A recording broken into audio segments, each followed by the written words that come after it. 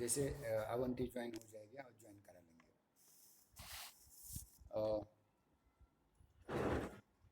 BA तृतीय वर्ष षष्ठ सत्र हिंदी ऐच्छिक प्रश्न पत्र क्रमांक 14 ज्वाइन करने से पहले मगर आ गई आज। चलो अच्छी बात है। अवंती है, बहुत बढ़िया। तो देखिए, आधुनिक काल की राजनीतिक परिस्थितियों पर दृष्टिपात करने के उपरांत कुछ अन्य भी चीज़ों पर हमें और अधिक चर्चा करनी पड़ेगी। उसके लिए हमें बहुत कुछ समझना पड़ेगा। जैसा कि आप जानते हैं, 1857 से हमारा आधुनिक काल आरंभ होता है और आधुनिक काल में आरंभ होते ही सबसे पहली अगर कोई घटना घटी है तो 1857 का जो पहला स्वाधीनता संग्राम था, जिसको अंग्रेजी ने सिपॉय म्यूटिनी अर्थात सिपाहियों की का विद्रोह कह करके दरकिनार करने का प्रयास किया गया था। परंतु स्वतंत्र वीर सावरकर पहले ऐसे क्रांतिकारी थे जिन्होंने 1857 की क्रांति को जो अंग्रेज़ों ने ये बताया था कि ये एक विद्रोह मात्र था, परंतु स्वतंत्र वीर सावरकर ने इंग्लैंड में बैठ कर के एक पुस्तक लिखी थी जो छपने से पहले ही अंग्रेज़ों ने उस पर प्रतिबंध लगा दिया, परंतु बाद में उसकी अनेक कापियाँ हस्तलिखित बना करके भारत में आई और उसका बहुत प्रचार प्रसार हुआ। और आप इस बात को अच्छी तरह जानते भी होंगे कि सावरकर जी की लिखी हुई इस पुस्तक के कारण ही 1857 की क्रांति को स्वाधीनता संग्राम का दर्जा मिला हुआ है। जब हम और भी कुछ बातें करते हैं तो पता चलता है कि इस समय की सांस्कृतिक परिस्थितियाँ क्या थी, कैसे थी, इस पर भी थोड़ी चर्चा करना आवश्यक है। खास करके आर्थिक परिस्थितियों का भी विवेचन आवश्यक है। और हम जानते हैं कि अंग्रेज़ों के काल में लॉर्ड डलहौजी ने संस्थान खालसा करने के उपरांत रेलवे, पोस्ट और बेतार का तार तथा अलग अलग कल कारखाने जिनमें शक्कर, नील, कपास से बने हुए कपड़े और चाय, ये नगदी फसलें लेकर के आर्थिक दृष्टि से भी भारत को बहुत शोषण करने की कोशिश की थी। यहाँ का 1 रुपये का कपास वहाँ जा कर के उसकी 20 रुपये की शर्ट बना करती थी, वगैरह वगैरह वगैरह। सारी बातें महत्वपूर्ण हैं, लेकिन मुझे ऐसा लगता है कि राजनीतिक आर्थिक परिस्थितियों से भी ज़्यादा यहाँ धार्मिक और सांस्कृतिक परिस्थितियों का ज़्यादा महत्व होगा, क्योंकि इस काल में भारतीय लोगों ने ये सोचना आरंभ किया था कि अगर हम मुगलों की सत्ता में उनके गुलाम बन करके इतने वर्ष रहे, उसके बाद अंग्रेज़ों के गुलाम बन चुके थे, तो स्वाधीनता प्राप्ति का कोई ना कोई उपाय करना ज़रूरी था। इसलिए इस काल में दोनों प्रकार के आंदोलन हुए। एक सामाजिक सुधार के आंदोलन और दूसरे थे राजनीतिक स्वाधीनता के आंदोलन।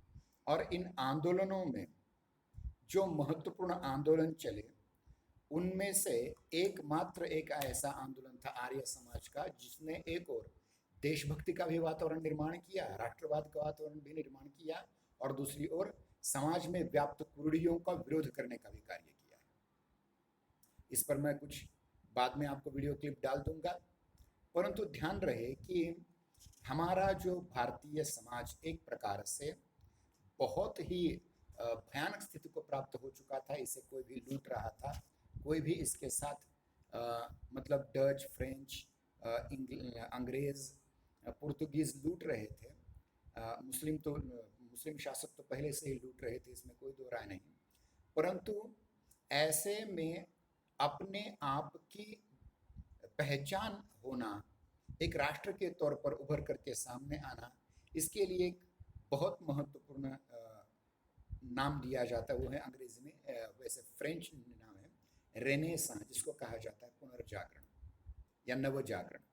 ये नवजागरण या पुनर्जागरण किस माध्यम से हुआ, वो भी अत्यंत महत्वपूर्ण है, क्योंकि ब्रिटिश राज्य की स्थापना के कारण, ब्रिटिश राज्य की स्थापना के कारण भारत की अर्थनीति, शिक्षा पद्धति, यातायात के साधनों आदि में बुनियादी परिवर्तन हुआ, और इस परिवर्तन के फलस्वरूप समाज का आधुनिकीकरण आरंभ हुआ, और पुराने हमारे जो संस्कार थे, हमारे रीति रिवाज थे, जो जो हमारे पुराने संगठन थे, उनसे ये आधुनिकीकरण की जो वेगवती धारा थी उसका मेल नहीं बैठ रहा था।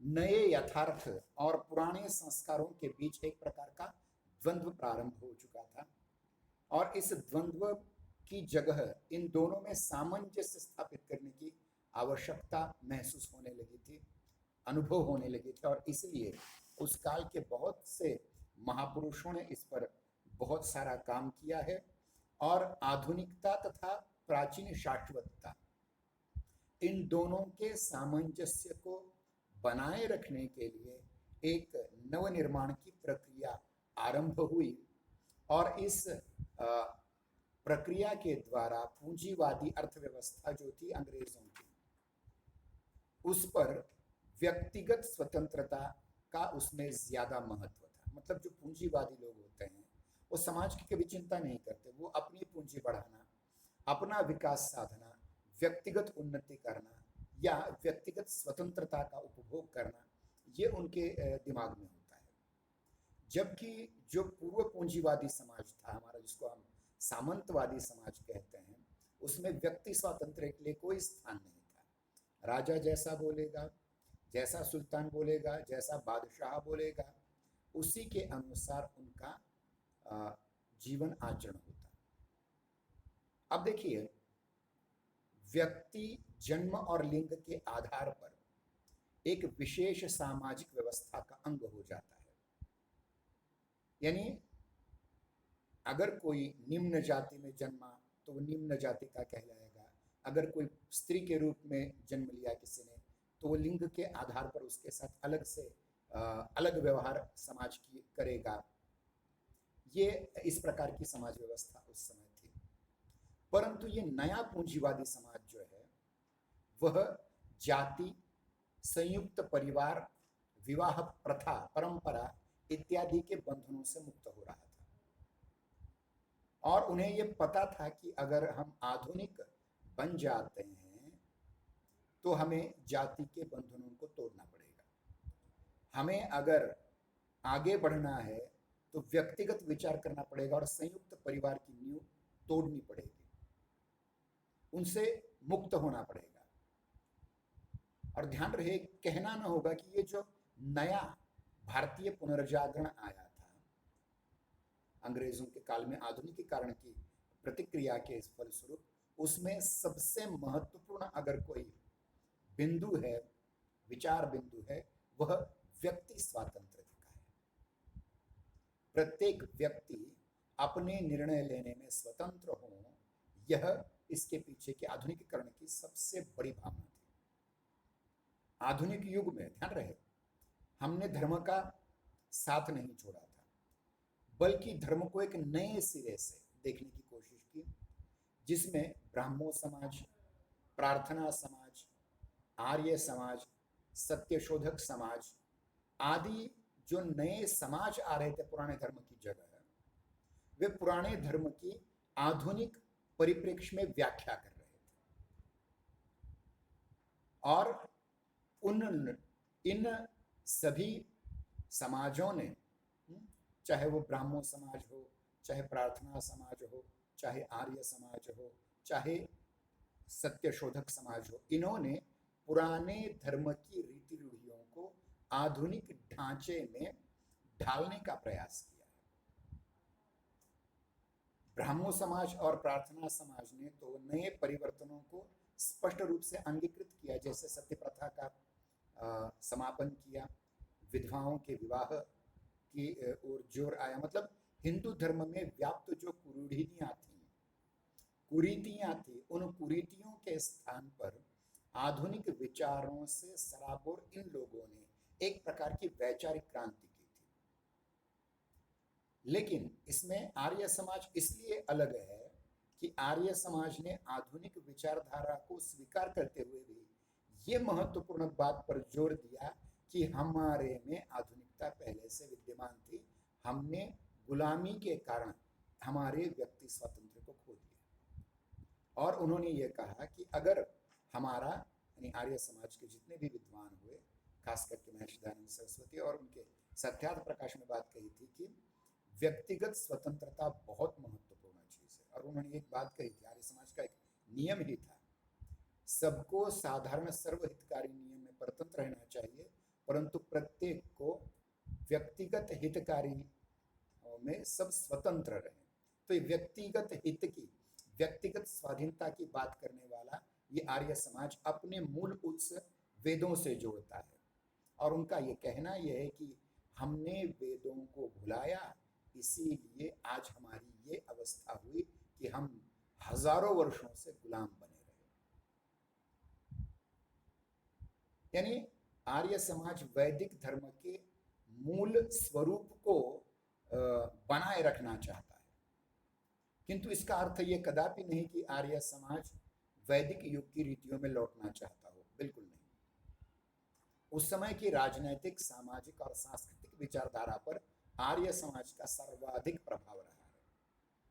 मध्यकाल के नए परिवेश के फलस्वरूप, जो मध्यकाल में ये जो वर्ण व्यवस्था की जगह जाति व्यवस्था आना, स्त्रियों को दुय्यम स्थान देना, ये मध्य युग की गलतियां हैं। ये प्राचीन युग में ऐसा नहीं था। हमारे प्राचीन युग में भी हमारे जितने भी ऋषि हैं, उनमें से अगर एक दो ऋषि छोड़ दिए जाए तो सारे के सारे तथाकथित शूद्र जाति में उत्पन्न हुए थे। इसीलिए मराठी में एक कहावत ही आई थी कि नदीचे मूळ आणि ऋषीचे कुळ कधीही विचारू नये। कहने का तात्पर्य यह है कि जो वैदिक व्यवस्था थी वह जन्म पर नहीं, कर्म पर आधारित थी।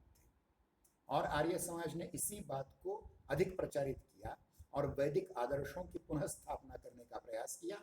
और बीच के काल में जब से हमने अपने मूल वैदिक धर्म के स्वरूप को भुला दिया, तब से हमारे मध्यकाल के परिवेश में वर्ण व्यवस्था की जगह जाति प्रथा आ गई, फिर छुआछूत आ गई, फिर उसके उपरांत बाह्याडंबर आ गए, कर्मकांडों की अतिशयता आ गई, मूर्ति पूजा, अवतारवाद जैसे कुरीतियां हम में आई। उसके साथ ही स्त्रियों को दुय्यम स्थान, स्त्रियों और शूद्रों को विद्या का अधिकार न देना, ये सारी गलतियां मध्य युग की है, न कि प्राचीन युग की। इतना ही नहीं, मुसलमानों के, देखिए बीच में क्या हुआ था कि मध्य युग में जब से हमने भक्ति काल का अध्ययन किया, भक्ति काल का अध्ययन करते समय हमने ये देखा था कि दक्षिण से लेकर के उत्तर तक, मतलब कन्याकुमारी से लेकर के कश्मीर तक एक भक्ति आंदोलन खड़ा हुआ, जिस आंदोलन में सारी जाति के संत हुए। खास करके महाराष्ट्र में संत ज्ञानेश्वर और एकनाथ जैसे ब्राह्मण संत थे, तो नामदेव जैसे शिंपी थे, चोखा जैसे महार थे, सावता जैसे माड़ी थे, नरहरि जैसे सुनार थे, गोरबा जैसे कुम्हार थे। तो ये सारी बातें देखिए कि जो वैदिक काल का समूचा आदर्श था वो संत काल में हमें दिखाई देता है, भक्ति काल में हमें दिखाई देता है, क्योंकि वहां जन्म को लेकर के, जाति को लेकर के कोई महत्व नहीं रहा। कबीर ने तो यहाँ तक कहा कि जाति ने पूछो साधु की पूछ लीजिए ज्ञान, मोल करो तलवार का पड़ी रहन दो म्यान, क्योंकि वहां जाति का कोई उल्लेख नहीं। इतना ही नहीं, लिंग के आधार पर भी कोई भेद नहीं था, अपितु राजरानी होकर के भी मीराबाई भक्तन बन चुकी थी, संत बन चुकी थी।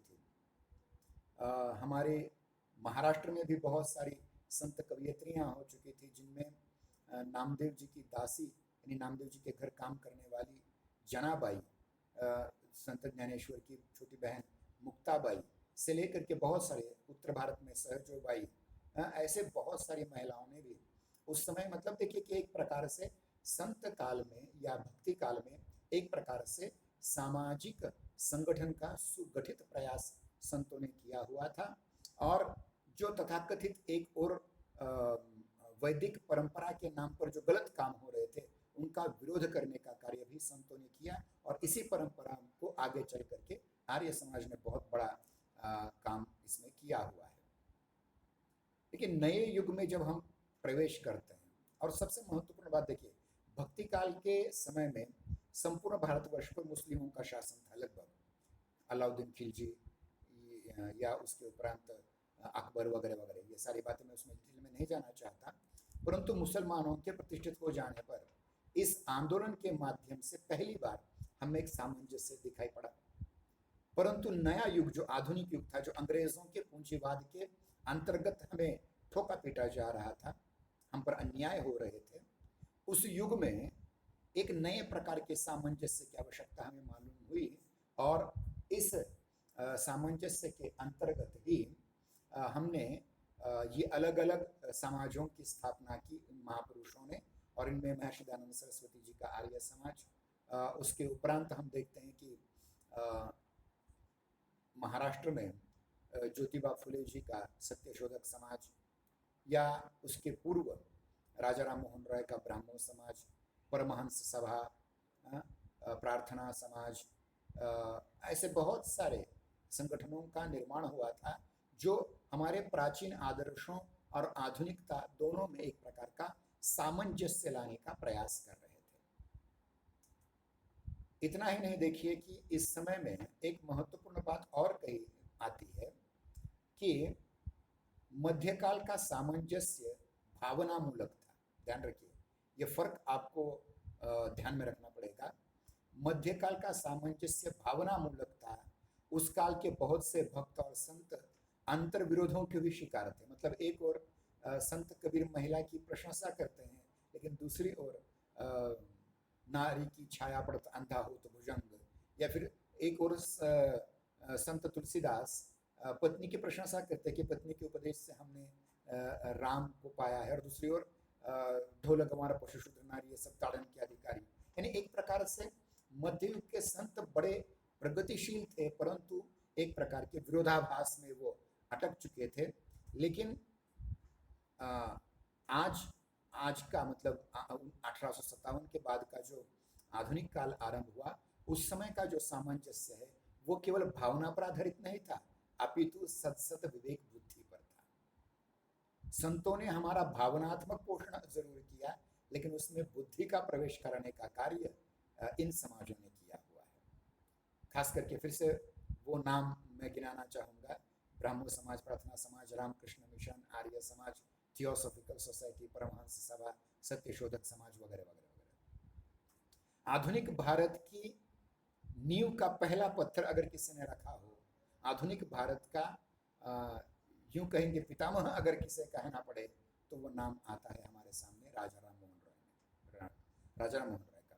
राजा राम मोहन राय को अगर समझने की कोशिश करनी हो तो देखिए कि 1857 की क्रांति से लगभग 20-30 वर्ष पूर्व 1818 में पेशवाई नष्ट हो गई, और 1828 में ब्राह्मण समाज की स्थापना हुई की। और आप जानते हैं कि राजा राम मोहन राय जी को अरबी, फारसी, अंग्रेजी का बहुत गहरा ज्ञान था। उन्होंने मुस्लिमों के शासन का भी अध्ययन किया था, और अंग्रेजों के शासन का भी अध्ययन किया था, उनके साहित्यिक और उनके धार्मिक ग्रंथों का भी अध्ययन किया था, और नई नई चीज़ें उन्होंने प्राप्त की थी। इतना ही नहीं, अरबी अनुवाद के माध्यम से उन्होंने प्लेटो, एरिस्टोटल, प्लेटिनस जैसे पुराने यूनानी दार्शनिकों का भी अध्ययन किया हुआ था। इतना ही नहीं, उन पर ईसाई धर्म का बहुत बड़ा प्रभाव भी था। अब ये बात मैं अधोरेखित इसलिए करना चाह रहा हूँ कि उन्होंने ईसाई धर्म से प्रभावित तो हुए, परंतु ईसाई धर्म का प्रभाव स्वीकार करते हुए भी वे अपने हिंदू मूल छोड़ नहीं पाए और वे बनारस आकर के, जिसको हम वाराणसी या काशी कहते हैं, यहाँ आकर के उन्होंने उपनिषदों का अध्ययन किया था, खास करके दो उपनिषदों का, एक श्वेताश्वेतर उपनिषद और दूसरा कौशितकी उपनिषद। और इन दो उपनिषदों के आधार पर ही उन्होंने ब्राह्मो समाज की स्थापना की। हालांकि वो ईसाई विचारधारा से बहुत प्रभावित थे। अब देखिए यहाँ तैत्तिरीय उपनिषद की भी बात आती है। तैत्तिरीय उपनिषद, कौशितकी उपनिषद से भी वे प्रभावित थे। वे कर्मकांड के अंधविश्वास का घोर विरोध करने के लिए उपनिषदों के दार्शनिक तत्वों का स्वीकार किया। इतना ही नहीं, मूर्ति पूजा को उन्हें बाह्याडंबर मारा, और ब्राह्मो समाज में मूर्ति पूजा नहीं है, ध्यान दें। मतलब वे एकमात्र ऐसे व्यक्ति थे जिन्होंने अंधश्रद्धा पर पहला प्रहार किया। इतना ही नहीं, जाति प्रथा की अमानवीय रूढ़ी को भी उन्होंने त्यागने की कोशिश की, और महिलाओं को जो अपने मृत पति के शरीर के साथ साथ जिंदा जलाया जाता था, उस सती प्रथा का भी उन्होंने घोर विरोध किया। इसलिए देखिए, उन्होंने इतना ही नहीं, उन्होंने विधवाओं को जीने का अधिकार दिया। अगर विधवाओं को समाज गलत नजर से देख रहा है तो उन विधवाओं के पुनर्विवाह के लिए भी बहुत बड़ा प्रयास किया। और इतना ही नहीं, स्त्री पुरुष समानाधिकार की पैरवी भी की, समर्थन भी किया। और एक महत्वपूर्ण बात यहाँ उन्होंने ये स्वीकारी कि पाश्चात्य संस्कृति में भी मूल्यवान तत्व उन्होंने खोज करके निकाले। इसीलिए उन्होंने अंग्रेजी शिक्षा प्रणाली का समर्थन किया। ध्यान रहे, लॉर्ड कॉर्नवालिस के काल में लॉर्ड मैकेले ने एक बहुत महत्वपूर्ण कार्य किया था कि भारतीय लोगों के लिए वर्नाक्युलर लैंग्वेजेस में मतलब भारतीय भाषाओं में शिक्षण देना चाहिए या फिर अंग्रेजी में शिक्षा देना चाहिए, इस पर बहुत बड़ा विवाद हुआ था। और राजा राम मोहन रॉय ने अंग्रेजी शिक्षा का समर्थन किया था।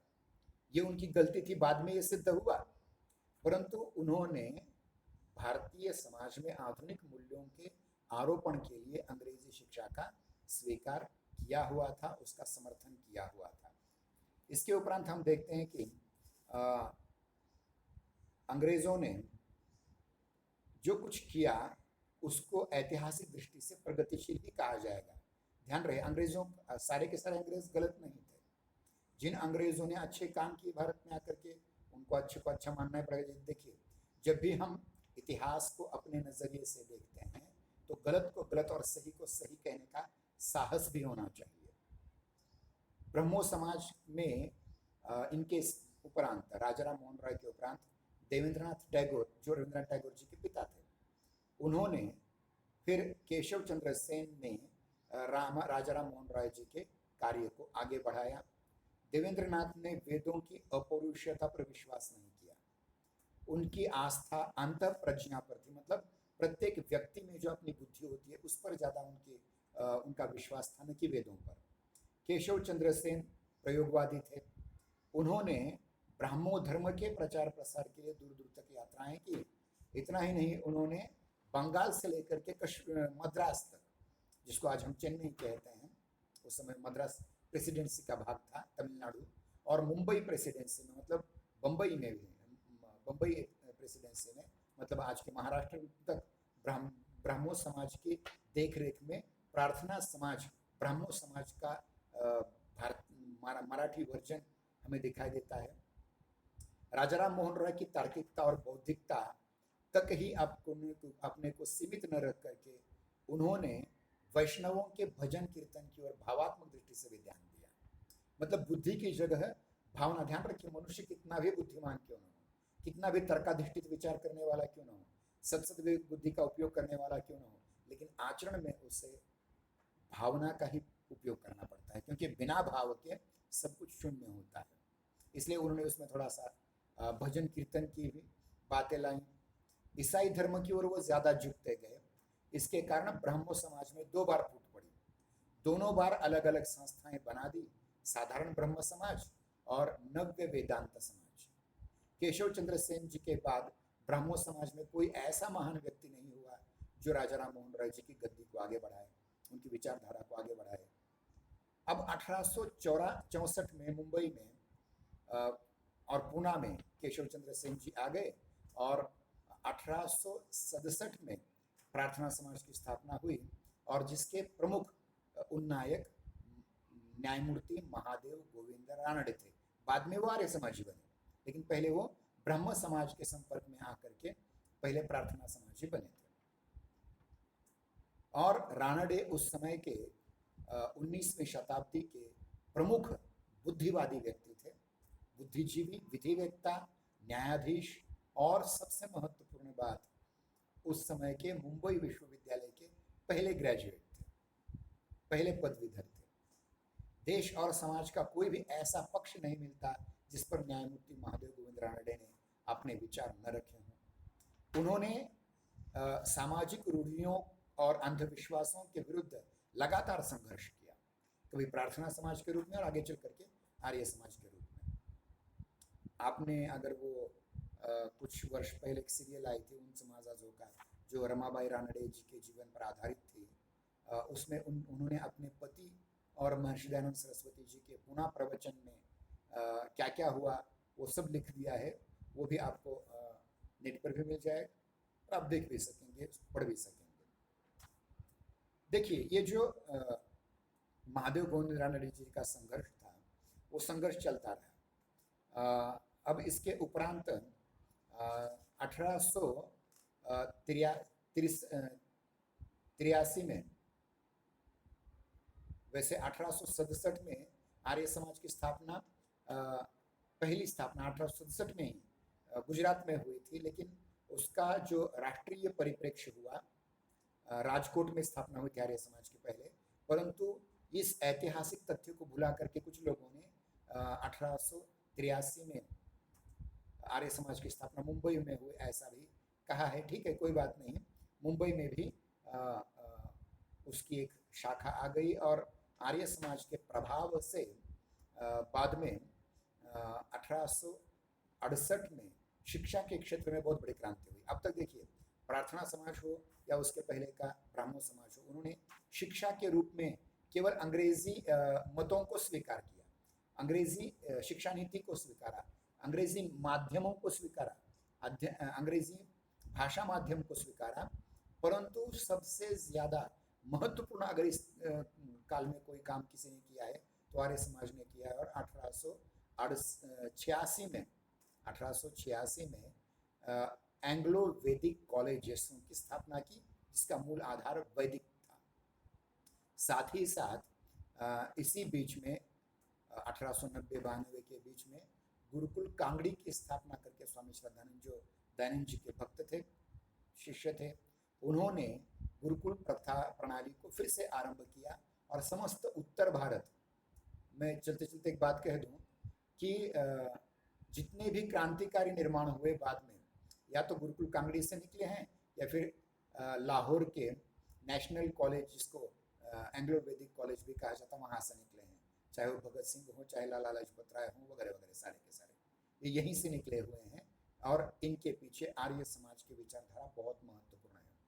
आर्य कुमार सभा की स्थापना करने वाले प्रसिद्ध क्रांतिकारी राम प्रसाद बिस्मिल थे, ध्यान रहे। भगत सिंह जी के पिताजी ने उनका जनेऊ संस्कार आर्य समाज पद्धति से किया था। इतना ही नहीं, सुखदेव आर्य समाजी थे, राजगुरु आर्य समाजी थे, गेंदालाल दीक्षित जी आर्य समाजी थे।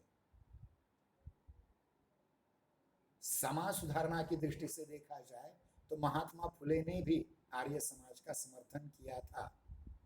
तो ये सारी चीजें आपको ध्यान में रखनी चाहिए। और आर्य समाज का सबसे बड़ा अगर कोई कार्य है तो वह वैदिक धर्म के व्याख्याता होने के बावजूद महर्षि दयानंद सरस्वती जी ने भौतिक उन्नति के लिए पाश्चात्य ज्ञान विज्ञान की शिक्षा पर बल दिया। दयानंद एंग्लो वैदिक स्कूल और कॉलेज शुरू किए गए। आर्य समाज ने राष्ट्रीय विचारधारा को आगे बढ़ाने के लिए बहुत बड़ा योगदान किया है। इतना ही नहीं, कुछ समय तक ब्रिटिश सरकार आर्य समाज को दबाने की कोशिश अवश्य करती रही, परंतु ये सब व्यर्थ चला गया। और ये भी कहा जाता है कांग्रेस की स्थापना जब हुई राजनीतिक संगठन के रूप में आर्य समाज के 2 वर्ष बाद, और की तो अंग्रेज ने की, एलन ऑक्टेवियन ह्यूम ने, क्योंकि वो बात अलग है। कांग्रेस की राजनीतिक विचारधारा से पहले ही महर्षि दयानंद सरस्वती जी ने सत्यार्थ प्रकाश में लिखा था स्वराज्य सर्वोपरि है। यहां से उन्होंने शुरू किया था काम।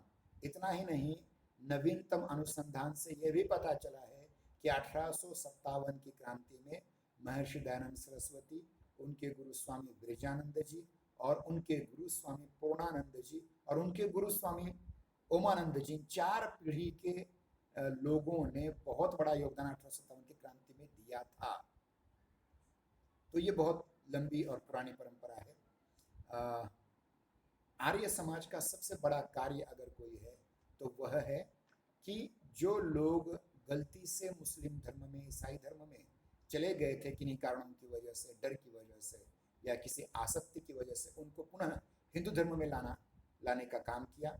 मूर्ति पूजा को टाल करके उसकी जगह वैदिक प्रार्थना परंपरा को उन्होंने उजागर किया।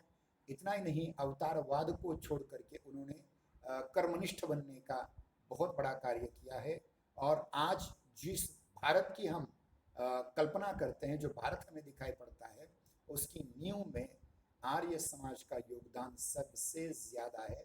ऐसा मैं नहीं कहता, अपितु एक फ्रेंच विद्वान रोमा रोला ने इस पर एक बहुत लंबी किताब लिखी है, उसको कभी हम बाद में देखने का प्रयास करेंगे। और सबसे महत्वपूर्ण आर्य समाज का योगदान यह था कि उन्होंने महिलाओं को यज्ञोपवीत का अधिकार दिया, यज्ञ करने का अधिकार दिया। इतना ही नहीं, अस्पृश्यता निवारण में दलित शब्द जो आजकल हम पढ़ते हैं ना अम्बेडकरवादी विचारधारा के अंतर्गत, वो दलित हितकारिणी सभा का गठन अंबेडकर जी के जन्म से पहले ही आर्य समाज ने किया हुआ था। गांधी जी के हरिजन आंदोलन से 20-30 वर्ष पहले आर्य समाज ने दलितोद्धारिणी सभाओं का निर्माण करके अस्पृश्य लोगों को भी वेदाधिकार प्रदान किया हुआ था और गुरुकुलों में पढ़ा करके उनको आचार्य पद पर पहुंचाने का कार्य आर्य समाज ने किया हुआ था। और आर्य समाज की कार्य पद्धति अत्यंत प्रगतिशील थी और मानवीय समता, अस्पृश्यता का विरोध, इन दृष्टियों को अगर देखा जाए तो आर्य समाज उस काल का सबसे अधिक प्रगतिशील आंदोलन था। इसके उपरांत हम चर्चा करते हैं रामकृष्ण मिशन की। हालांकि परमहंस सभा, सत्यशोधक समाज, इनका प्रभाव महाराष्ट्र पर ज्यादा रहा, लेकिन हिंदी का जो परिक्षेत्र है उस पर ज्यादा प्रभाव आर्य समाज का रहा और उसके उपरांत रामकृष्ण मिशन का। आप जानते हैं रामकृष्ण मिशन की स्थापना स्वामी विवेकानंद जी ने की थी और स्वामी विवेकानंद जी इसलिए प्रसिद्ध हैं क्योंकि उन्होंने हिंदू धर्म की पताका को शिकागो की सर्वधर्म परिषद में फहराया और उनका व्याख्यान सुनने के उपरांत वहाँ के ईसाई मिशनरियों को ये लगा कि हम इतने विद्वान लोग जिस देश में हैं वहाँ ईसाई मिशनरी भेजना यह मूर्खता का काम है। ऐसा मान करके उन्होंने बाद में ईसाई मिशनरी न भेजने का प्रयास किया हुआ था। स्वामी विवेकानंद के गुरु रामकृष्ण परमहंस कलकत्ता के काली माता मंदिर के पुजारी थे, जिसको दक्षिणेश्वर का भाग कहा जाता। मैं स्वयं वहाँ जाकर के आया हूँ, कभी आप भी जाकर आइएगा, क्योंकि ऐसे स्थानों से परिचित होना बहुत ज़रूरी है। देखिए, ऐसा कहा जाता है कि रामकृष्ण परमहंस एक अलग व्यक्तित्व थे। वे एक गरीब, अनपढ़, गंवार, रोगी, अर्ध मूर्ति पूजक, मित्रहीन हिंदू भक्त ऐसे थे रामकृष्ण परमहंस। उन्होंने बंगाल को पूरी तरह से हिला दिया था। उनके योग्य शिष्य विवेकानंद ने उन्हें बाहर से भक्त और भीतर से ज्ञानी कहा। स्वयं विवेकानंद के संबंध में ठीक इसका उल्टा कहा जा सकता है। 1893 में विवेकानंद विश्व धर्म संसद में सम्मिलित होने के लिए शिकागो चले गए और उनके वक्तृत्व से प्रभावित होकर के न्यूयॉर्क हेराल्ड नाम का उस समय का बहुत बड़ा पत्र था, न्यूयॉर्क हेराल्ड ट्रिब्यूट में, उसमें लिखा था कि विश्व धर्म संसद में विवेकानंद सर्वश्रेष्ठ व्यक्ति थे। उनको सुनने के बाद ऐसा लगता था कि उस महान देश में धार्मिक मिशनों को भेजना, ईसाई मिशनरियों को भेजना कितनी बड़ी मूर्खता थी। विवेकानंद का मुख्य प्रयोजन रामकृष्ण परमहंस के उपदेशों का प्रचार प्रसार करना था। फिर सामाजिक कार्य में उनकी गहरी रुचि भी थी। मानवीय समता के विश्वासी होने के साथ उन्होंने जाति का विरोध किया, संप्रदाय का विरोध किया, छुआछूत का विरोध किया। गरीबों के प्रति उनके मन में सहानुभूति थी। शिक्षित समुदाय तथा उच्च वर्ग की भर्त्सना करते हुए उन्होंने लिखा, विवेकानंद ने, जब तक देश के हजारों लोग भूखे हैं, अज्ञानी हैं, मैं प्रत्येक शिक्षित वर्ग को धोखेबाज कहूंगा। गरीबों के पैसे से पढ़कर भी वे गरीबों की ओर तनिक भी ध्यान नहीं देते। उच्च वर्ग शारीरिक और नैतिक दृष्टि से मर चुका है। देखिए कितना बड़ा आकलन हमारे बुद्धिजीवी लोगों का स्वामी विवेकानंद जी ने किया था। और स्वामी विवेकानंद जी का सबसे बड़ा योगदान अगर कोई है तो देखिए वह है सेवा धर्म की प्रतिष्ठा, योग की प्रतिष्ठा।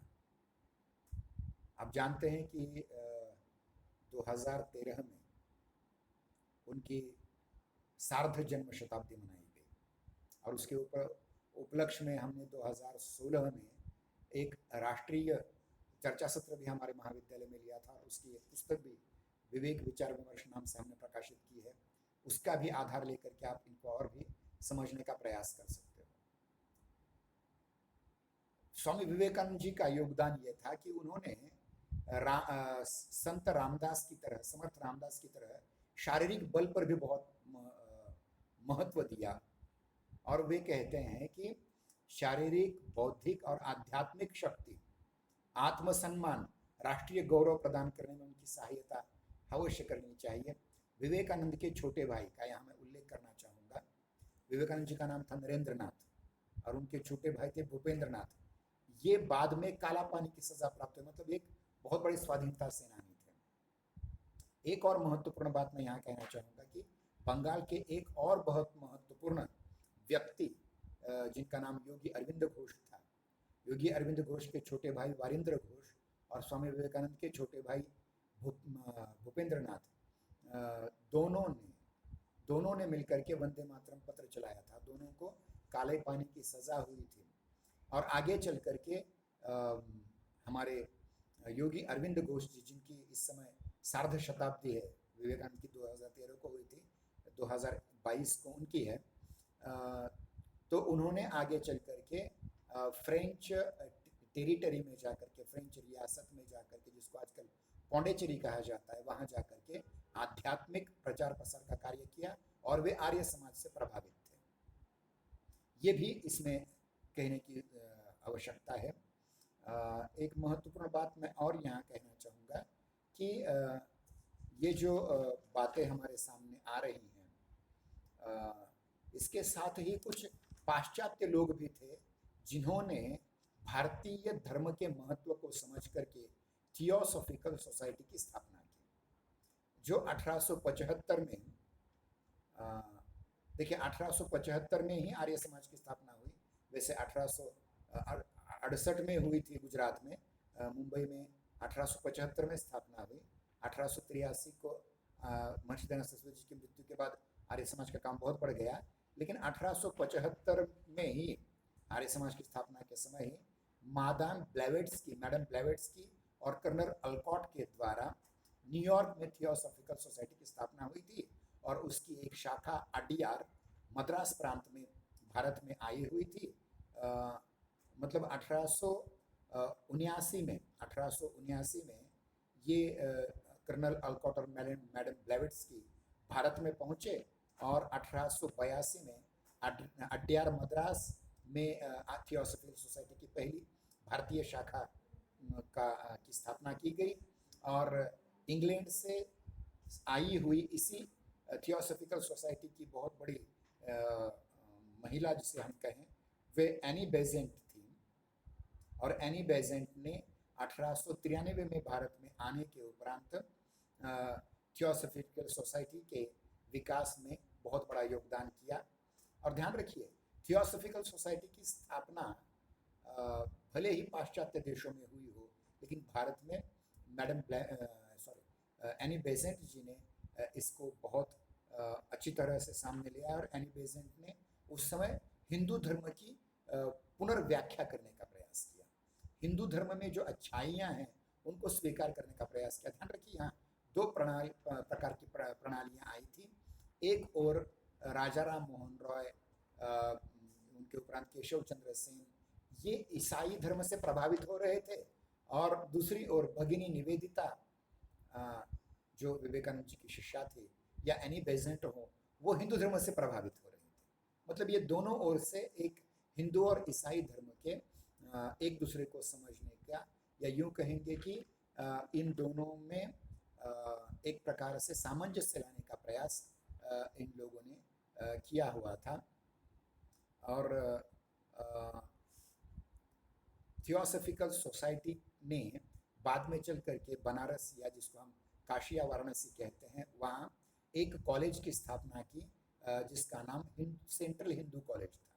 ध्यान रखिए, कहीं से ईसाई लोग बाहर से आ गए और हिंदू धर्म के प्रचार प्रसार के लिए महाविद्यालय की स्थापना कर रहे हैं।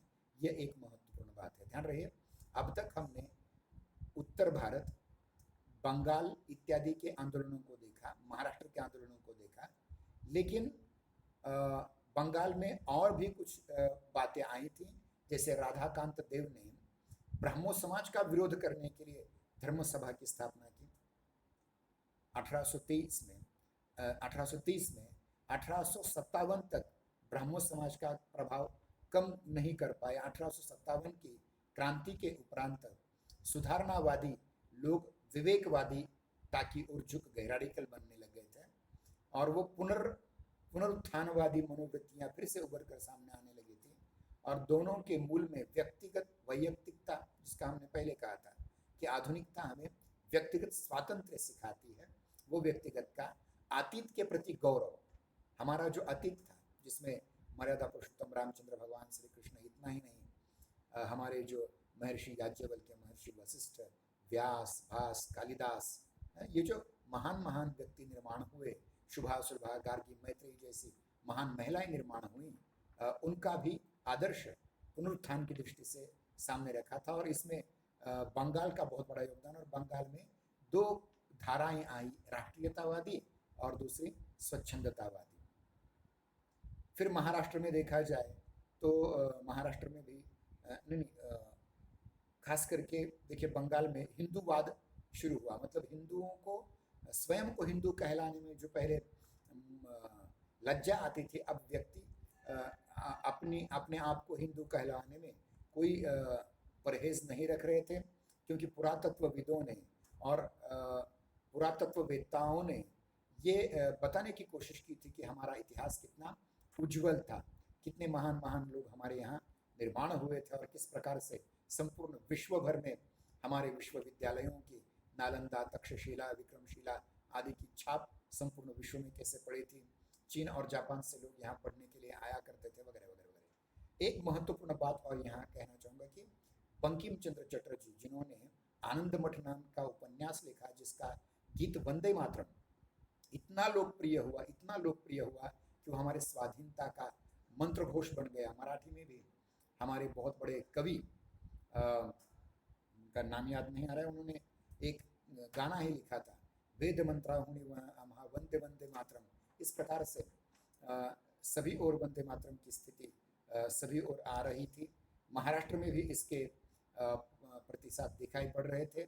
और महाराष्ट्र की सबसे बड़ी सुधारणावादी संस्था उस समय की थी, वह महात्मा फुले द्वारा स्थापित सत्यशोधक समाज की। ये भी आर्य समाज से प्रभावित था। इतना ही नहीं, जब महर्षि दयानंद सरस्वती जी न्यायमूर्ति महादेव गोविंद रानडे के आमंत्रण पर पुणे में आए हुए थे, पुणे में उनके प्रवचन हुए थे, और उस समय महादेव गोविंद रानडे जी ने महर्षि दयानंद सरस्वती की हाथी पर बैठा करके शोभा यात्रा निकाली थी। उस शोभा यात्रा का विरोध करने वाले ब्राह्मणों को ठोकने पीटने के लिए हाथ में 100 दांडपट्टा लेकर खड़े हुए जो लोग थे, वो सारे के सारे महात्मा फुले जी के लोग थे।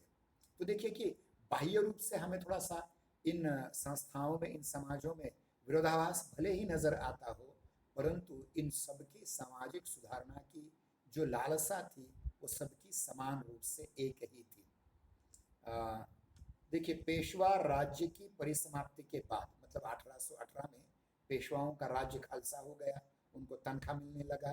दूसरे बाजीराव के काल में अपनी परंपराओं के प्रति महाराष्ट्र को बड़ा अनुराग था। महाराष्ट्र के गरीबी देश की गरीबी, भूखमरी आदि का पूरा दायित्व अंग्रेजों पर डाल दिया और विष्णु शास्त्री चिपळूणकर के निबंधों में इस पराभव का एकमात्र जिम्मेदार विदेशी शासन को ठहराया। बाद में चल करके बाल गंगाधर तिलक जी ने हम कहते हैं रानडे के सुधारों का विरोध किया और राष्ट्रवादिता लाने का प्रयास किया। फिर उसमें भी तिलक और आगरकर ये भी द्वंद्व चलता रहा। तिलक ये चाहते थे कि हम पहले राजनीतिक रूप से स्वतंत्र हो जाएं, फिर समाज सुधारना कर लेंगे, लेकिन आगरकर कहते थे कि पहले समाज सुधारना होनी चाहिए, देश अपने आप स्वाधीन बन जाएगा।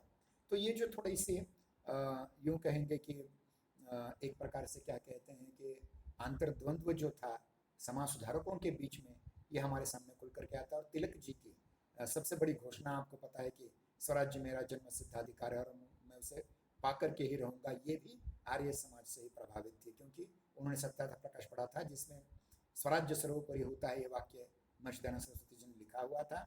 और उन्होंने जन सामान्यों को एकत्र लाने के लिए शिव जयंती और गणेशोत्सव, सार्वजनिक गणेशोत्सव की बात की और इस प्रकार से राष्ट्रीय स्वर बुलंद होते गए।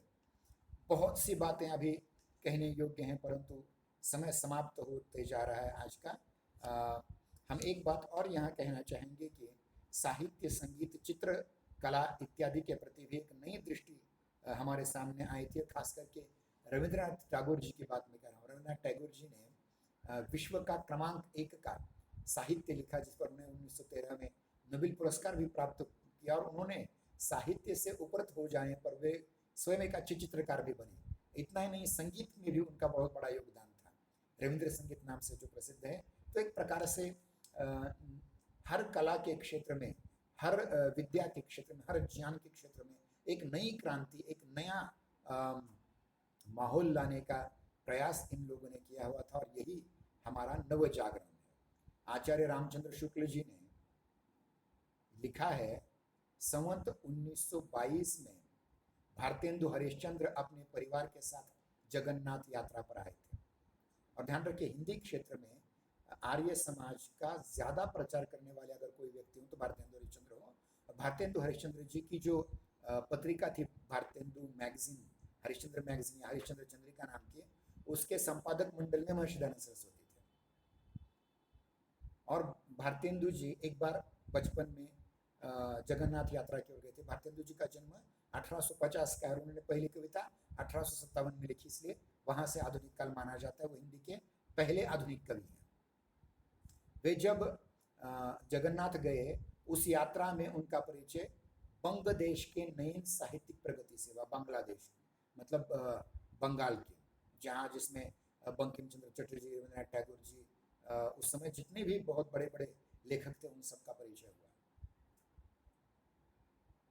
और देश देशांतर संबंधी ऐतिहासिक पौराणिक नाटक देखे, उपन्यास पढ़े और वैसे हिंदी में पुस्तकें होनी चाहिए ऐसा उन्हें लगा। और यहाँ से हिंदी साहित्य का आधुनिक काल आरंभ हो जाता है, जिसको हम भारतेंदु युग कहते हैं। 1857 से 1902 तक का जो कालखंड है। तो आज हम यहाँ रुक जाते हैं। कल की तासिका में हम आगे चल कर के आधुनिकता क्या होती है इस पर विचार करेंगे और भारतेंदु युग जो है, जिसको हमने पुनर्जागरण युग कहा है, उसकी ओर ध्यान देंगे। आशा है मेरी आज की बातें आप सबको समझ में आई होंगी। इस तासिका की वीडियो रिकॉर्डिंग हो रही है, थोड़ी देर बाद इस तासिका की वीडियो रिकॉर्डिंग आपको मुहैया की जाएगी। आप सभी इस वीडियो रिकॉर्डिंग को बार बार पढ़ करके, देख करके उसके नोट्स निकालेंगे और परीक्षा में उनका उपयोग आपको होगा। इस कामना के साथ आज यहीं रुक जाते हैं। जय हिंद, जय नागरी, धन्यवाद।